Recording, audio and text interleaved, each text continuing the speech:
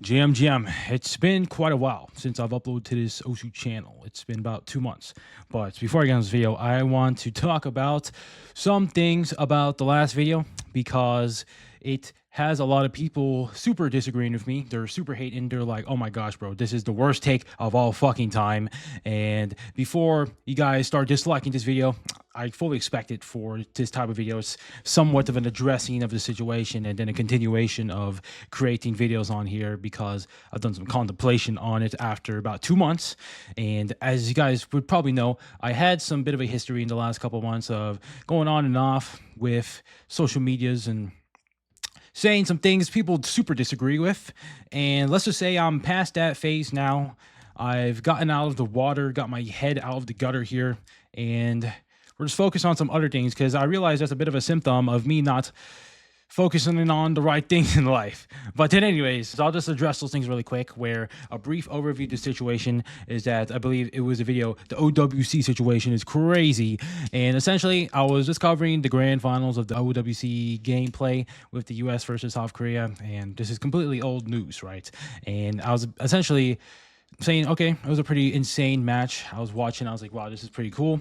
But then when the time came around with Utami, so this is the main issue with it, I was calling him gay because he was crashing out on stream after losing. And yeah, that was essentially it. I was saying he has no lack of emotional control. He can't control emotions. I'm losing his respect for this person. Everyone's losing respect for this person. Everyone's saying, wow. But besides that point there, everyone in the comments is like, or pretty much most people, I don't know if everyone, but most people were saying, yeah, this guy is an absolute fucking L take for that. Obviously, you're some sort of Andrew Tate fan for all of these things, and I'll address those allegations a little sooner.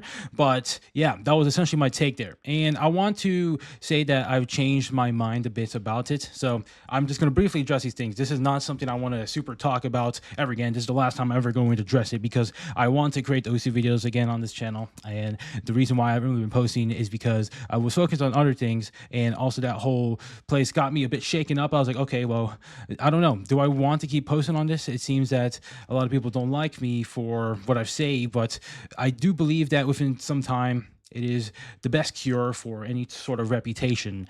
And I don't think that I'm the type of person that would be fully vilified for some reason like that. I don't believe I'm a super malignant person in those regards, but I just want to be posting these videos because I like talking about Osu, like playing it sometimes, and just want to talk about it. But in that case, with those comments there, so the main thing I changed my mind about is that, yes, I was super unempathetic about the whole situation with the Utami situation, where I was basically saying, wow, he's just completely crashing out. And I want to acknowledge, yes, when you're in a situation where you're essentially trying to uphold the whole US reputation of OWC with the largest esports tournament for OSU, and you're probably one of the highest performing players within that team, and then you lose because of whatever the fuck happens. There's a lot of pressure on you. Utami, he has this whole situation where people already see him in a bad light because of previous things he did. I'm not going to talk about it for the sake of his reputation, but a lot of people, there's a lot of emotional pressure on Utami, and a lot of people in OSU, yeah, a lot of us are still in the young ages. We aren't really in the stage where in life where a lot of shit has really gone through our way and we can become so stoic about things. No, a lot of things in the modern world, we don't really know how to handle some things. Happens. Me as well. I'm still learning from all of these experiences, but essentially there's a lot of emotional pressure onto him, and it makes a lot of sense logically why he would have such a reaction. So personally, when I was seeing it, I was like, wow, well, that is a bit of a reaction, because all of his other teammates were, they're a bit more not as reactive, but in any case, a lot of people in the losing team of the United States probably have some sort of negative emotion, and I completely understand it from Utami's perspective. And what I went a little bit overboard with is I was like, wow, this is fucking gay, and that he has no emotional control over a situation, and yeah, that was the whole reason, right? And for my own fault, if I were to jab at myself, is that, yeah, I've never been in that type of situation in a tournament where I'm literally the star player and I have all this emotional back pressure and a lot of shit's going on in my head while I'm playing, and I'm stressed the fuck out, and I'm like, okay, well, the whole world is on my fucking shoulders here. If I don't perform here, it's completely over. The default reaction in the cause of catastrophe is an absolute crash out. And that was the case for Utami here, right? I've never experienced it, but now that I think about it more, it makes complete sense for him. And I don't really blame him for that. And when I say it's gay that he did that, well, I mean, in perspective, when me reasoning myself out here, probably not. But I don't really want to comment too much further on that whole situation there, whether it's overreaction or not. But in any case, it was an interesting spectacle. And there's all of that. A lot of people are criticizing for that. I was reading some of you guys' comments, and you guys were super disagreeing with me, and I completely understand it from that perspective. And personally, I've changed my mind a bit about it, but in any case, that's just that, right? I'm just going to go past that whole situation. I don't want that to be my whole legacy, that I'm the guy out there calling people gay and shit like that. But in any case, the Andrew Tate allegation, all the people saying that I'm watching too many Sigma motivational shorts and all that crap. Well, personally, I don't watch those type of shorts, the Sigma motivational videos. I personally have to go look them up to see what the fuck they're talking about. But all the things about Andrew Tate, like for example, Andrew Tate is the very controversial kickboxer person who a lot of people are very mixed opinions about, very on the two sides of this whole situation. They're like, they either love him or they either hate him.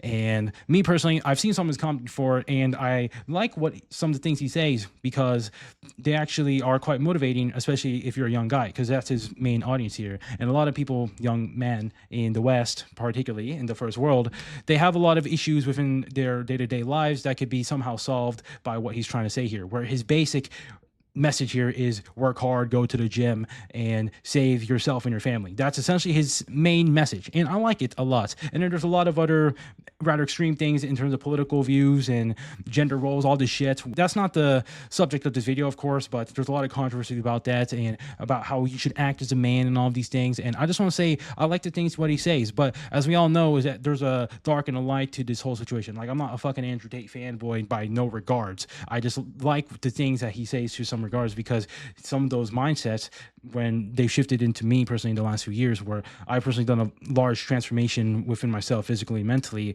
it's because maybe some sort of a transformation because of some social media figures like him. And that's not to say that he's the only inspiration. There's other people out there as well that changed my life forever in terms of that regard. And of course, there's a lot of things I still need to do to become better. Like, I don't think that I'm anywhere near my end goals for where I want to be, but in any case, that's just how it was, right? But Andrew Tate here, like, as he likes to say, there's a light and a dark to everything, right? That's one of his quotes, and it applies to him. A lot of Andrew Tate fanboys looking at me, he's like, oh wow, he's the best person in the world, and that he's our savior, he's our fucking messiah and all this shit. And then all the other people are like, oh, he's a misogynist, he's so bad to women, and he's just a fucking dickhead and all this shit. And yeah, there's probably some valid takes on both sides here, but if anything, I could be super valid for like absolute objective bad things about him, is that, first of all, so this is not supposed to be some sort of Andrew Tate reveal video. I'm just trying to just go on a sideline because some people are saying these things and they're like thinking I'm just some sort of Andrew Tate fanboy, all this shit. Like, I don't want to be perceived as that type of person. I want to be a person that's maybe inspired by some of these people, but I have my own path that I want to go down in life, right? But Andrew Tate, so first of all, he is probably one of the biggest crypto scammers of all time. So I've done my own research on this, and I'm the type of person that really likes to research people. I'm not really the type of person that I want to have a super unipartisan way of looking at things, just looking at them from one side only. No, I like looking at both sides of a situation.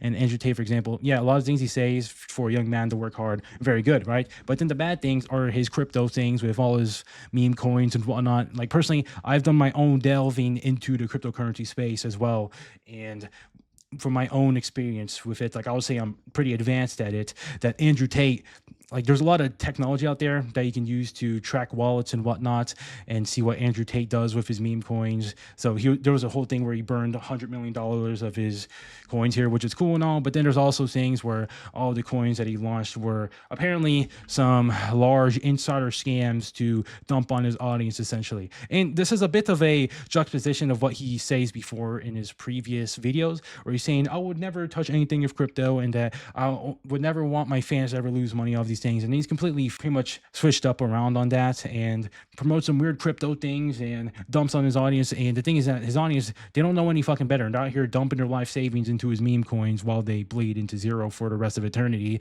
So there's some things I don't like about him, or that's the main reason what I don't like about Andrew Tate. And I want to say he's the type of person that he does anything for money, which is a double-edged sword. It's probably a good thing because you have unlimited motivation to become rich. You'll probably never become broke. But another thing is that you'll always step past your boundaries. And in that case, he's going past his own virtues and his own morals by going down this crypto route. I don't know what the fuck it is with it, but there's some things around him where he's out here rugging his audience essentially. And that is to say, like, I'm not gonna just say this is supposed to be some sort of professional video, of course. This is just from what I've seen from my own research onto this. And yeah, he's gone down that route. Maybe he's gonna find his video and completely execute me or something, but there's other videos like this talking about it. You can look at it on YouTube, and there's a lot more things about him, like Forex scams and the Venom blockchain. There's a lot of stuff. But in any case, what he says, there's a light in the dark. I like the things he says. So me personally, I have more of a negative view of Andrew Tate than a positive one. But it's mixed for me. I have mixed feelings if I were to say anything for that. So I just wanted to briefly address those things. I hope they are some sort of a solution to your guys' inquiries about me, because I know a lot of people are hating on me now because of the last video or so, or even some of my other videos, because I've seen some other things where I'm essentially being super unempathetic, ranting about some bullshit. And I just want to say I'm past that thing now. And I just probably was, like, I don't want to give an excuse, but perhaps I was in some sort of a different stage in life where things weren't really going the best for me. And I was in some sort of hellish environment within its own self, and I was trying to find some sort of validation outside of the world. And perhaps I was being the emotional one. So there was a lot of contemplation on my own part on how I can become a better person. How can I better serve the world? What can I do to better serve my fellow man? But that is that. I'm just going to talk about that's the last time I'm ever going to talk about that. I hope that was a good enclosure on that whole message here. That became a lot longer than I wanted it to. But in any case, I want to talk about OSU things. Like, just look at the OSU game subreddit, whatever I find interesting, just talk about it. It was like a cool ass score, some shit like that. But yeah, let's just get on with the video here. So the first thing I want to talk about is, do you think someone with Down syndrome could get the 5 or 4 digit? This topic right here is kind of interesting because OSU game, we know that the people are playing the circles, and someone with Down syndrome, it takes a lot of mechanical skill to be clicking on the circles back and forth with your hands and your keyboard here. And someone with Down syndrome is probably not going to have the motor skills to do it. And could he do it to get the 5 digit? Well, it only takes like 200, 300 PP play. So honestly, I don't even think it's that hard to get a 200, 300 PP play. I think it's pretty doable. So perhaps someone with Down syndrome, they play like 10,000 hours, they could do it. I'm not trying to give a super scientific answer or anything, but that is just my perspective on it. But let's look at the next one. Literally me. They ranked more 50-second aim slop, base. Wow.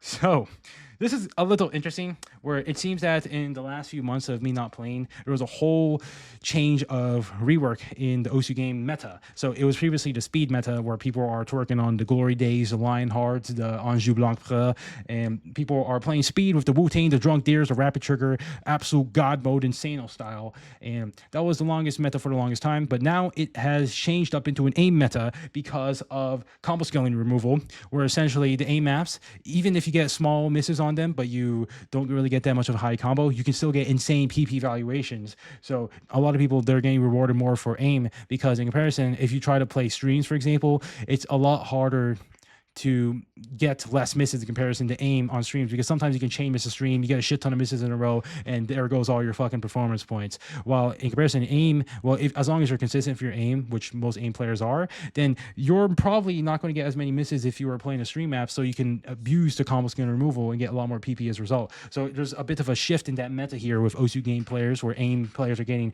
super rewarded with the previous map. So I think it's called like Say Goodbye and then the Undertale Sand songs. Like, I was personally trying to play this too. I started playing Osu a bit a few weeks ago because I was like, damn, bro, my life is boring as fuck, and I have some time that I want to use, and I think I could play some Osu if it has some sort of health relationship before compared to when I was playing a lot more. But yeah, that's essentially what is going on here. And my own opinions about the combo skin removal, I'll talk about that a little later, but there's some other things I want to talk about.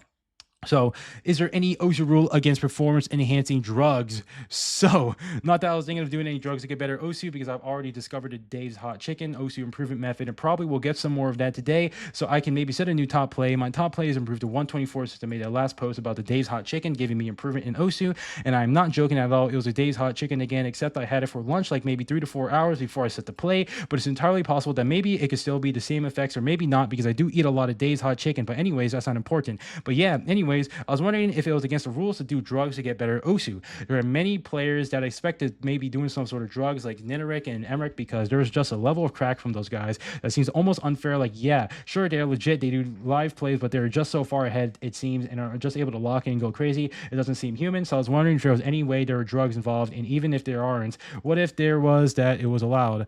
So I want to briefly address this, where I made a video about this, about drugs in OSU game, what are probably the best, and it seems that I'll give you guys the brief rundown that the top 3 are perhaps caffeine, nicotine, and cocaine, methamphetamines. And I'm not trying to advocate for those, of course, but if you were to be some sort of a normal human being and not to be using hard drugs like cocaine, then it's probably good to use, like, if you wanted to play OSU, maybe caffeine with some sort of a calmer. So sometimes even caffeine plus ashwagandha, from my own perspective, it gives you the energy boost while also keeping the jitteriness low. And I think that's actually quite a powerful combination for OSU game. But it depends on your own life circumstances as well. Like, you also have to be healthy to use those things. But nicotine, like using the Zanes or smoking the cigarettes while you're playing OSU, it's not bad, because it actually gives you that focus boost. So I would say there's not really any rule against performance enhancing drugs. I think there definitely are people, like I bet he was hitting that vape, the water vape, while I was playing the sidetrack day, getting the 1500 PP plays and absolutely destroying everyone out there. And the fact of the matter is, I don't think there's any rules against it, and that you could probably just use them. And like drug wise, the most successful where most people are probably coffee and cigarettes. So that's probably the most ideal combination and most successful one. So let's look at the next post. Is it weird to press your pen buttons when playing? Whenever I hold my pen, I always hold the buttons because it feels right and I aim better with it. The downside is almost always mid-play and release, which completely messes up my focus and aim. I'm trying to get used to not pressing it, but I just can't. Not only that, you just generally hold it tighter that way, which makes the pen nib wear out way faster. So yeah, this thing here where this guy is playing with the pen buttons. So let me just pull out my own pen here, but I have this jank ass pen, and you can't even see the pen buttons. It looks a bit of a jerry rig sort of thing with the tennis tape and then the tape around it. But there's no pen buttons for me. But personally, if I played on the mouse sometimes, I would be tapping, like clicking on the fucking mouse, like just clicking on that while I'm playing, and it's to help me get a better grip. So I don't think it's weird at all. So if it helps you, then it helps, right? But there's this next one where GWD divided his rank by 18 since combo skill removal came out. How the fuck? So yeah, I know this player is some guy that plays fucking high ARDT, Sun Glow, Say Goodbye Bragio, but he gets the shittiest axe in the fucking world, and he does it with flashlights. And the fact of the matter is that he's definitely using this. He gets really shit act, but he gets amazing miscounts, and he gets like 1,000 PP plays with D ranks and whatnot, and he's getting rewarded quite heavily for this. Like, I think me and him were at a similar rank at some point, but with this combo skill removal, it absolutely boosts his rank up. So it's absolutely insane. People like this, where they have such a unique niche style, where they play like flashlight DT like this, they get rewarded quite heavily because it's so unique. But let's look at the next one, where extreme anxiety over mutual. So this is pretty long, but I want to read it because I was reading this earlier and I just was like, what the fuck, dude? Why are you even worrying about this? But essentially, this may be a long and personal post, and I apologize if it's difficult to understand, but I'm going to try my best to explain. And it's also my first time making a post like this, so I apologize if I say anything wrong. So this all started about 1 or 2 years ago when I had been playing OSU for a while, and I learned that you can have a mutual status of people if 2 people follow each other, which gets you a pink color instead of a green one on the follow button and the friend list. And almost every profile I'd seen by that point had at least 100 followers, which I'm pretty sure at least some of them were mutuals. And I also learned some people kind of collect mutuals, I guess. So I felt kind of left out in a way since I had almost 0 followers and no mutuals. So I decided to set up a goal to get at least 100 mutuals, and I just started messaging people asking for a mutual. At first, I just asked people who were close to my rank, had profile groups like alumni, BN, etc., or were from different countries, but I ended up regretting it since I felt I didn't really have anything in common with the people I asked for mutual other than my rank, which I don't really care about. So I ended up asking not to have the mutual anymore. I don't really remember feeling anxiety over it at the time. So this guy is just, first of all, he's obsessing over some thing, the mutuals, which is some sort of imaginary number. Like personally, it's a number on your follower count, but I don't think it's that big of a deal. I'll just say it as a precursor. But let's look at this next passages.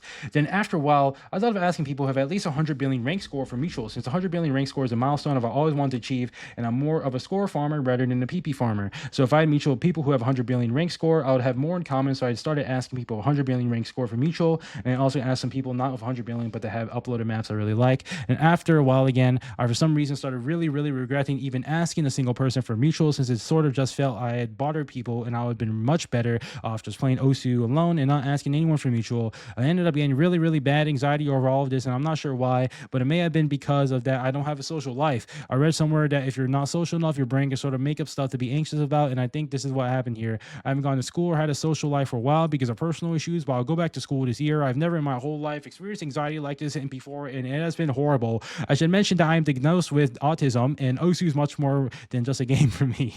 I'm also the type of person that really cares about my reputation, so I'm pretty sure my brain twisted this whole thing into making me believe that I'm completely lose Osu because of my reputation or something, which would definitely explain having such extreme anxiety over it, since I care extremely much about Osu. This anxiety situation is going on for maybe half a year or a couple months. Sometimes anxiety gets bad, but most of the time it's fine. Like, it's enough I can deal with. I always think if I never just ask anyone for mutual, this whole situation could have been avoided, and I hate myself for it. At the time, I asked people for mutual, everything felt normal, but now it feels like this. I hope this doesn't sound rude, but now I'm stuck with 100 mutuals I don't want to have, and every time I open Osu, look at my profile, I'm reminded of this whole mutual situation. There's only a few people that I want to have mutual with. What I do in this situation, I'm scared if I do anything, I'm going to cause something bad to happen again. And I ended up putting text and okay, blah, blah, blah, blah, blah. So, yeah.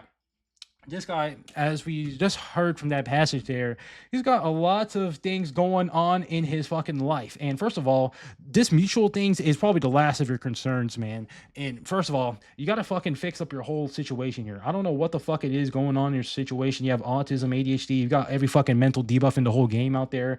But essentially, this guy has a pretty fucked up life. I don't know what the fuck it is. Maybe this is the case for a lot of Osu people. Maybe some of you guys could take some sort of advantage from it. But of course, my own advice to anyone where they're starting at a very low level and they have to get to a place where they have to fix their mental issues. Like, personally, this all sounds like some sort of an OCD. And when back then, a couple years ago, I would say I exhibited some sort of a behavior like this because of some sort of stress and anxiety. And it's because I had some shit going on in my life where I wasn't really best mentally shaped, physically shaped. And I want to say that one of the greatest correlations with your mental health is your physical health. So first of all, do some fucking push-ups or something. Do some sort of physical exercise, man. I'm gonna guarantee you do some sort of physical exercise, some push-ups, some type of shit, some squats, some body weight, whatever the fuck you got to do.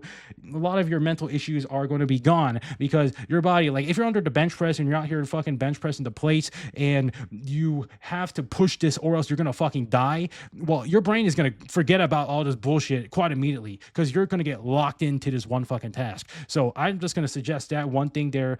Do some fucking exercise, because it's probably one of the biggest things I would suggest. And if that doesn't work, and it should work, by the way, then okay, well, of course, make that your daily habit. First of all, start doing some fucking exercise every day, because I'm pretty sure most Osu motherfuckers don't do any sort of exercise at all, and I highly recommend it. But this guy here, yeah, a lot of this situation where he's essentially hyper fixating on this mutuals bullshit.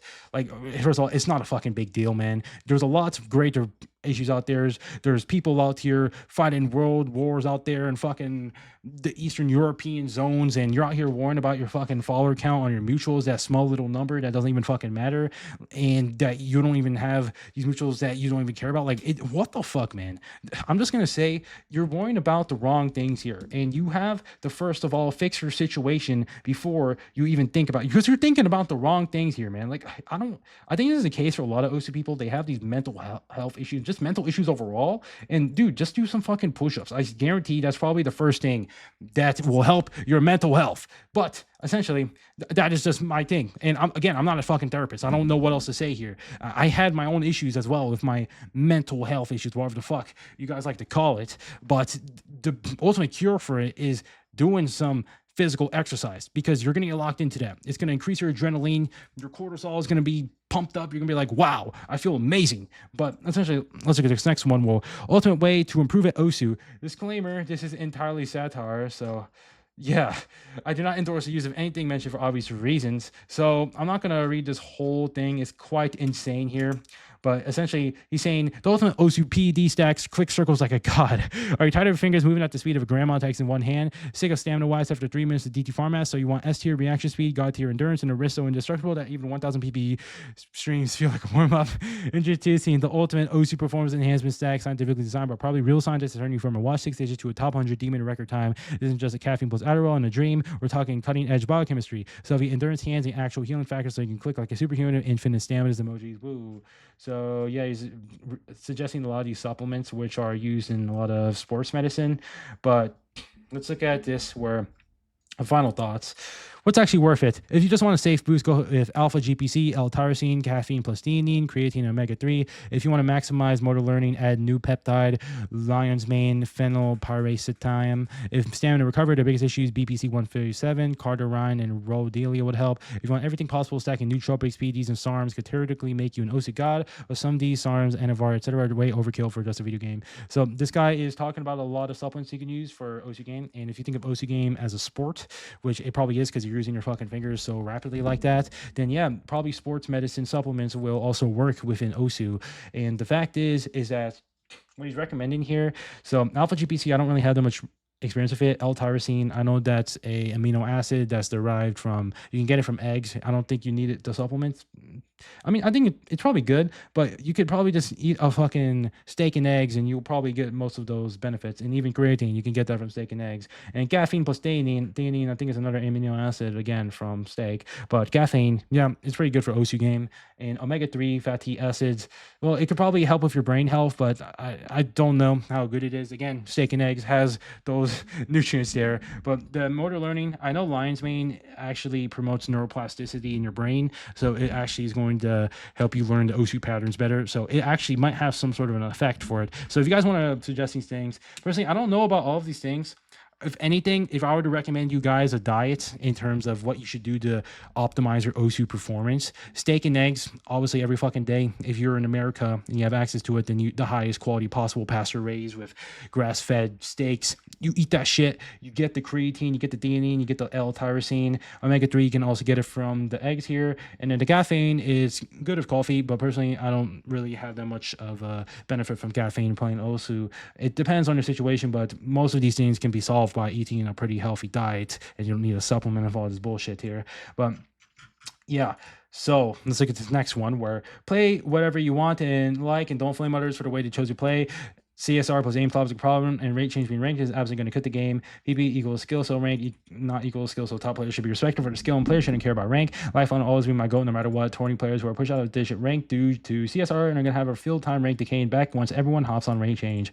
So yeah, apparently they seem to be ranking rate change on laser, which is going to be absolutely game breaking. So I'm quite interested to see what that is. And he's essentially saying here, play what the fuck you want. And yeah, Osu, I completely agree with him, man. Just play what the fuck you want, dude. It's just some fucking pastime hobby. It doesn't have to be your whole fucking life here. I mean, some people it is, like tourney players out there like Utami, Emmerich, all of these top OSU players. It is their life here. So it makes sense if they are super hyper competitive with it. But for majority of people who are the rule, where they're just playing it for the fun, you don't have to be all uptight about it, but it's pretty much all I wanted to say. So let's look at this last sort of things here, where Beast from C, he's out here F-scene Shinko wa Hakanaki Ningen no Tameni. The fucking crazy ass map. I like this map a lot personally. And this guy, the Bistro MC, the king of Osu game in Los Angeles. Wow. Quite fucking impressive, man. That's all I gotta say, dude. Let's go, dude. How do you say this in Chinese? Ganbei. All right. So this last one, OC meme I found on IG. So let's look at this, bro. Bro was not done. Bro seems locked into me. So there's this guy playing in class. He's out here playing the OC game circles. What the fuck are they even talking about? Okay, they're talking about computer science here, but OSU players of computer science. But I swear, I saw this poll where people are essentially, majority of them are computer science people, tech people that play OSU, and it's some sort of stereotype. But look at this Asian dude just walking at him, just looking at him. He's like, bro, he's not even hitting anything. I think he's playing with touchpad, but it's quite interesting if you play this. I think one time I was in class, actually. I was at the front row in one of my classes, and I was playing Among Us on my laptop in the front rows. And it was quite interesting, to say the least. It was for the thermodynamics class. And I don't know what the fuck it was, man. I got some mad aura similar to this guy's situation. But yeah, that's pretty much all I want to say in this video. I just want to cover some OSU things, address the allegations, and hopefully, I know some people are probably going to take this video and be like, well, I still don't, whatever, man. But I hope it was some sort of a coverage of it. And I do plan to make some more OSU videos into the future, a continuation, because I talk about it. It's not going to be super frequent, perhaps like daily or whatnot, maybe every couple of days or so, talk about some OSU topics. I know this is a long ass video. Maybe some of you guys like my videos are gonna like it, but some people, I know OSU people, they watch like 1 minute of a video and they're done. Well, whatever the fuck. If you like podcasts, maybe you'll like this, but I'm probably gonna go towards longer videos because I like talking instead of just covering the play, give my thoughts on it, because I don't know what the fuck else to say. You look at a play and be like, oh my gosh, bro, this guy's twerking on the beat here. He's so sick, like, yeah, or a Rizzler. Oh my god, dude, there's more to say than just that. I like using my brain here, just talk about things, answering the questions. It's not just clicking the circles. There's other things too, but yeah, I'll see you guys.